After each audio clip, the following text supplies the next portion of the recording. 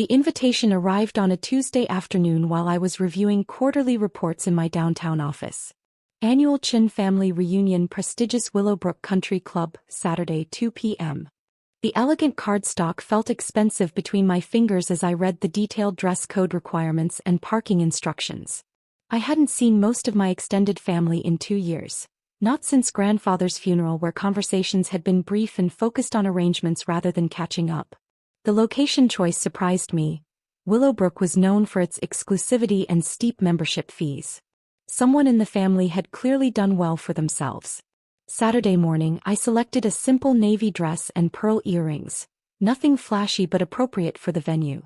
The drive to Willowbrook took 45 minutes through winding suburban roads lined with mature oak trees and gated communities. The country club's stone facade and manicured grounds looked exactly as I remembered from the few times I'd visited for business meetings over the past 3 years. My sister Victoria emerged from a silver BMW as I pulled into the parking area. She'd always been the most image-conscious member of our family, and today was no exception. Her designer dress and statement jewelry suggested she'd prepared carefully for this gathering. Her husband Mark followed, adjusting his tie and checking his watch. "Sarah," Victoria called out, her voice carrying that particular tone I remembered from childhood, friendly on the surface but with an undercurrent of evaluation. "I wasn't sure you'd make it. This place can be a bit overwhelming for people who aren't used to it." I hugged her warmly. "It's lovely to see you, Victoria. The venue is beautiful." "Yes, well, Marcus, you remember my brother-in-law Marcus, he's a member here now. His pharmaceutical consulting business has really taken off." She gestured toward the clubhouse entrance where relatives were gathering. "He thought it would be nice to have our reunion somewhere special this year." As we walked toward the entrance, Victoria continued her commentary. "The membership waiting list is 5 years, and the initiation fee alone is more than most people make in a year. Marcus says it's all about networking at this level. You have to invest in the right social connections to really succeed in business." I nodded politely, holding the heavy glass door open for an elderly couple exiting the clubhouse. The interior was exactly as I remembered it: polished marble floors, oil paintings of pastoral scenes, and the subtle scent of fresh flowers from elaborate arrangements placed throughout the lobby. Our family had claimed a corner of the main dining room, a collection of round tables draped in crisp white linens. I counted roughly 30 relatives, including cousins I hadn't seen since college and their spouses and children. The conversation buzzed with updates about careers, new homes, and recent vacations. Aunt Linda waved me over to her table. "Sarah, dear, how wonderful that you could join us. We were just discussing how impressive this place is. The lunch menu alone must cost more than what I spend on groceries in a month." "It is quite elegant," I agreed, taking the empty seat beside her. Victoria was explaining how Marcus arranged all this through his membership. Such a thoughtful gesture for the family. Aunt Linda leaned closer conspiratorially. "She mentioned you're still working at that same office job downtown. That must be challenging in this economy." Before I could respond, Victoria appeared beside our table. "Sarah, I hope you're comfortable with the menu prices here. I know dining at places like this can be a stretch for some people. Don't worry about it. Marcus has already arranged to cover everything today. We want everyone to feel included." Her words carried the same protective concern I'd heard throughout our childhood whenever she perceived I might be out of my depth.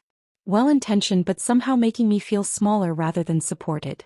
"That's very generous of Marcus," I replied. "I appreciate the family hospitality." Cousin Robert joined our conversation, settling into the chair across from me with a plate from the buffet. "Victoria's right about this place being quite the experience. The membership committee here is incredibly selective. They really screen for the right kind of people, successful professionals, established business owners, that sort of thing. Robert recently made partner at his law firm," Victoria explained proudly.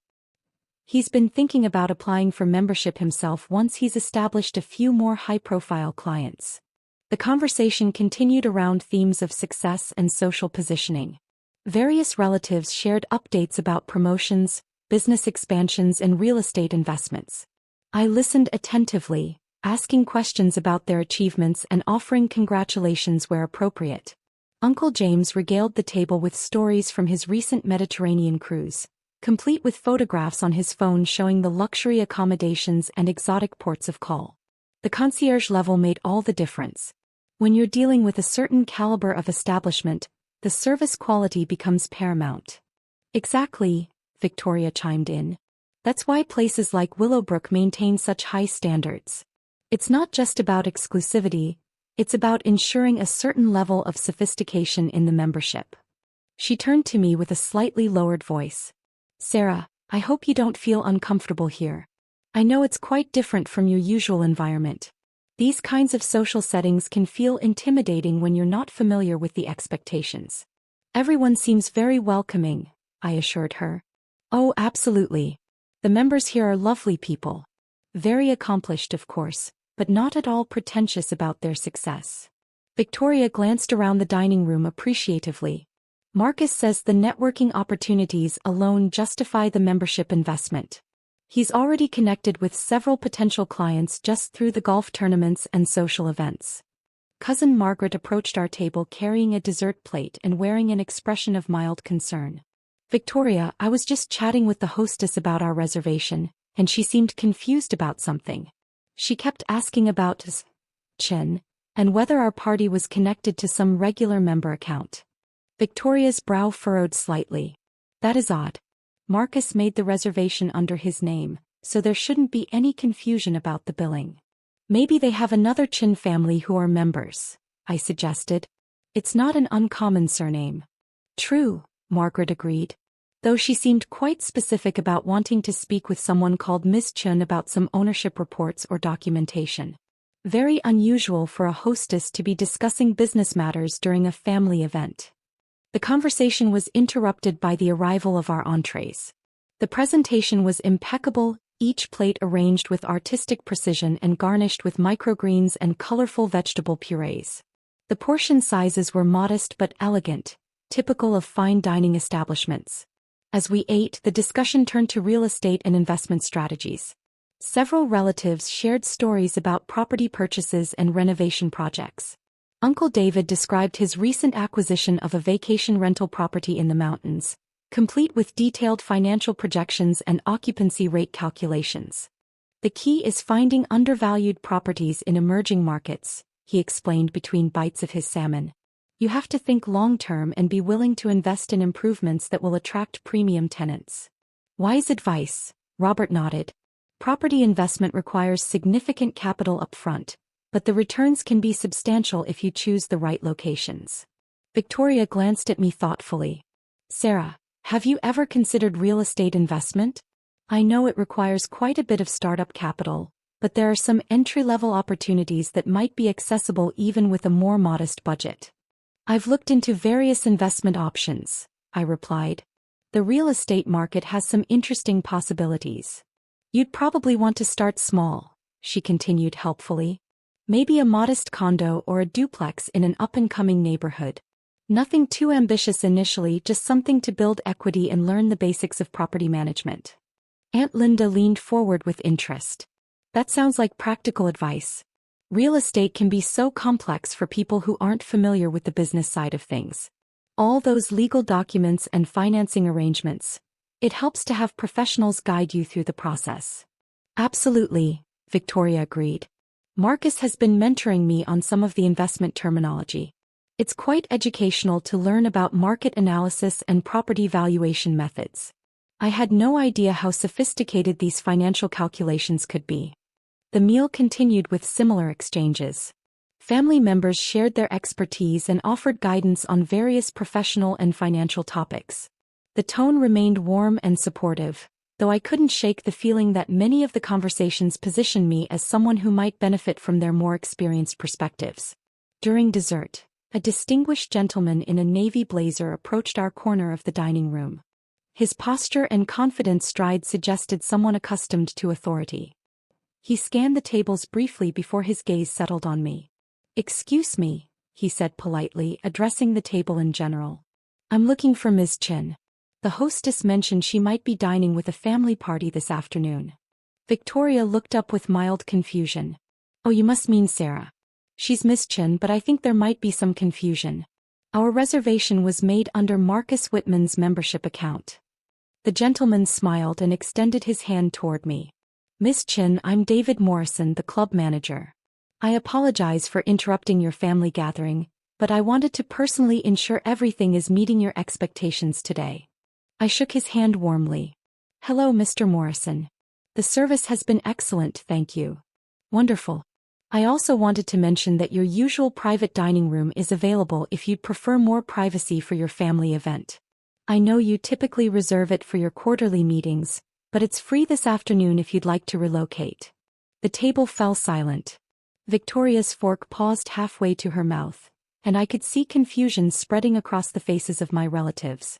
That's very thoughtful, I replied calmly. We're quite comfortable here in the main dining room today, but I appreciate the offer. Of course. Also, I have those ownership reports you requested last week ready for your review. Should I have them sent to your downtown office, or would you prefer to take them with you today? The silence at our table became more pronounced. Margaret set down her water glass carefully, and Robert's legal training seemed to kick in as he processed the implications of what he was hearing. The office would be fine, I said. Monday morning delivery works well. Mr. Morrison nodded professionally. Perfect. And thank you again for accommodating the charity golf tournament next month. Having the club owner personally involved in our community outreach initiatives means a great deal to our members and staff. He turned to address the table. I hope you're all enjoying your afternoon at Willowbrook. Ms. Chin has created something truly special here. We're honored to be part of her vision for combining luxury hospitality with community engagement. After he departed, the silence stretched for nearly a full minute. Victoria stared at me with an expression I couldn't quite interpret, surprise mixed with something that might have been embarrassment. Sarah, she said slowly, did he just say you own this place? I do, I confirmed simply. I purchased Willowbrook 3 years ago when the previous ownership group was looking to sell. Uncle James blinked several times. You own this entire country club? Yes. The property, the facilities, and the business operations. Margaret leaned back in her chair. But Victoria said you work at an office downtown. I do. I have a property management company downtown. We oversee several hospitality and real estate investments, including Willowbrook. Robert's lawyer instincts engaged. This is a significant operation, Sarah. The real estate value alone must be substantial, not to mention the business revenue from memberships and events. It's been a good investment, I agreed. The club has a strong reputation and loyal membership base. Victoria seemed to be processing multiple thoughts simultaneously. Why didn't you say anything when we were discussing the venue choice? When Marcus was arranging the reservation? You all seemed so pleased with Marcus's generosity in hosting the family here. I didn't want to diminish his thoughtful gesture by making it about my business interests. Aunt Linda found her voice. Sarah, this changes everything we've been discussing today. When you mentioned looking into real estate investment, you were being quite modest about your actual experience level. I prefer to listen and learn from everyone's perspectives, I explained. Family gatherings are about spending time together, not comparing business achievements. The conversation that followed was markedly different from the earlier discussions. Instead of offering advice and guidance, my relatives began asking detailed questions about property management, business operations, and investment strategies. The tone shifted from protective to genuinely curious and respectful. Victoria sat quietly for several minutes before speaking. Sarah, I owe you an apology. I made assumptions about your financial situation and your familiarity with places like this. That was presumptuous of me. You were being protective, I replied. That comes from caring about family. Still, I should have asked about your circumstances rather than assuming. When you mentioned your office job, I pictured something completely different from what you actually do. Uncle David leaned forward with interest. I'd love to hear about how you identified Willowbrook as an investment opportunity. The due diligence process for a property this size must have been incredibly complex. It was thorough, I agreed. But the fundamentals were strong, good location, established member base, well-maintained facilities. The previous owners had built something valuable. They just needed to transition to new leadership. Over the next hour, the family gathering transformed into an engaged discussion about business strategy, property development, and hospitality management. My relatives shared their own professional experiences and challenges, and I found myself offering insights and suggestions based on my work with various property types and business models. Marcus arrived from the golf course during dessert, surprised to find the conversation so focused on business topics. When Victoria explained the afternoon's revelations, his reaction was gracious and enthusiastic. "Sarah, this is incredible. I had no idea you were in hospitality management, much less that you owned Willowbrook. I've been bragging to my colleagues about discovering this gem of a club, and it turns out it's been in the family all along. I'm glad you've enjoyed being a member here," I said. "Mr. Morrison mentioned you've been active in several of the club's community initiatives. The charity golf tournaments have been fantastic, and the networking opportunities have been valuable for my consulting practice." He paused thoughtfully. "I have to ask, when I made the reservation for today, did you know about it in advance?" "I review all private event bookings," I confirmed. "But I wanted you to feel ownership of the family gathering. Your initiative to bring everyone together was meaningful regardless of the venue." As the afternoon concluded, several relatives expressed interest in learning more about my business operations.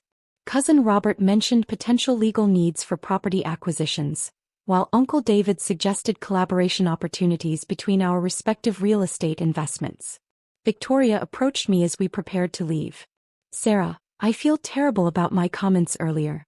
I was so focused on trying to help you feel comfortable that I completely missed the fact that you were probably more familiar with this environment than any of us." "Your intentions were kind," I assured her. "Family support comes in many forms. I'd love to take you to lunch sometime, somewhere we can talk properly about your business and catch up on everything I've clearly missed over the past few years. I'd enjoy that very much." As I walked to my car, Mr. Morrison approached one final time. "Miss Chen, I hope the family gathering exceeded your expectations. Your relatives seemed quite impressed with the facilities." "They did indeed. Thank you for your discretion in handling the situation. I wasn't sure how much to share about my involvement here. Of course, we're always happy to accommodate our owners' preferences, whether that's maintaining privacy or facilitating family connections. The staff understands that different occasions call for different approaches." Driving home through the familiar suburban roads, I reflected on the day's unexpected developments. The family reunion had certainly been memorable, though not for the reasons anyone had anticipated. More importantly, the initial awkwardness had evolved into genuine connection and mutual respect. My phone buzzed with a text from Victoria. "Thank you for being so gracious today. I'm proud to have such an accomplished sister, and sorry it took me so long to recognize it. Looking forward to our lunch." The message was followed by several others from various relatives, all expressing similar sentiments and interest in maintaining stronger family connections going forward. What had started as a potentially uncomfortable social obligation had become an opportunity for authentic family bonding based on mutual respect rather than perceived differences in circumstances. Sometimes the most meaningful family moments arise from unexpected revelations and the conversations they inspire.